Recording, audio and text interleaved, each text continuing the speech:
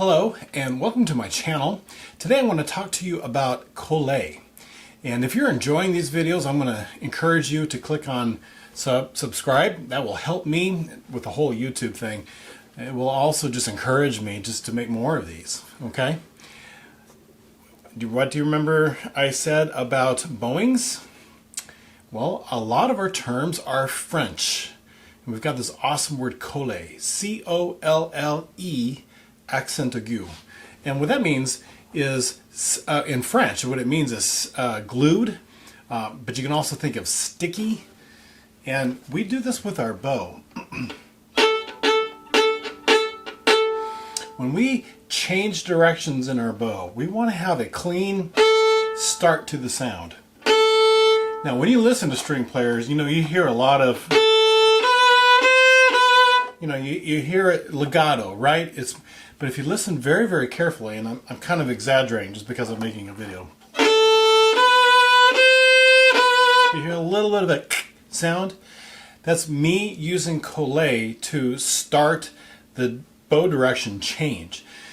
As a wind player, you would understand this as tonguing, that you're very clean about it. You don't go fa fa fa fa, you go ta ta ta ta, right? And you want to make sure that there's a clean start to the sound, and I'm doing the same thing. If you think about it, my string is vibrating, it's always going to go back and forth this way, but it starts that direction because that's the direction I'm going.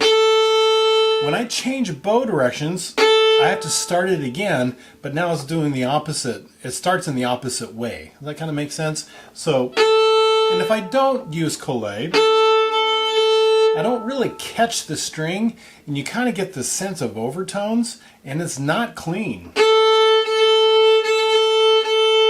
Okay, and again, I'm exaggerating just to try to make my point.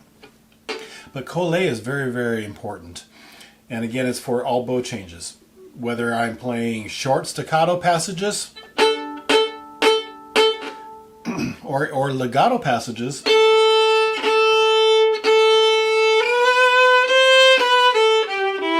right?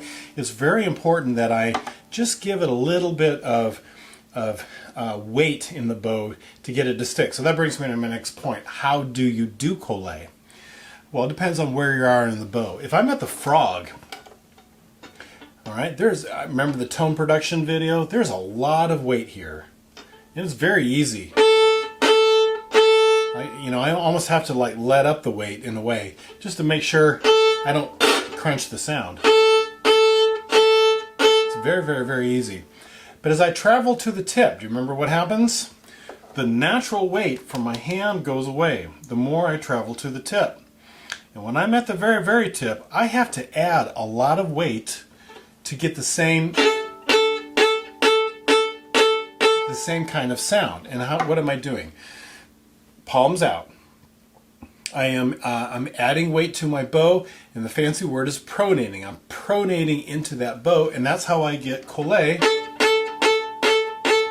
on the bow changes.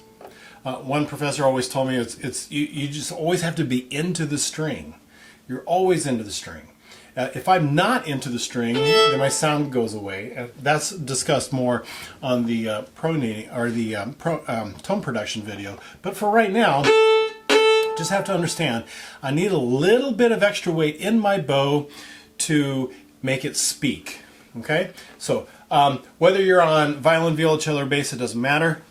Bass, let's do this. I want you to be on a first finger A on the G string. The rest of you on your open A's. Do this with me. Ready, and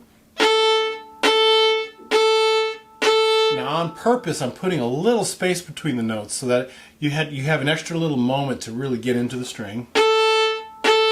Join me.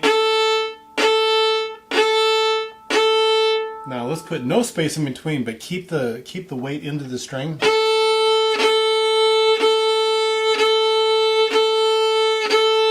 Collé. Oh, it's so very, very, very important.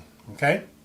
So again, it's French. It means sticky for us, or glued. For us, it just means making sure that we're really into the string and give it a clean start every time you change your bow direction. All right? I will see you at the next video.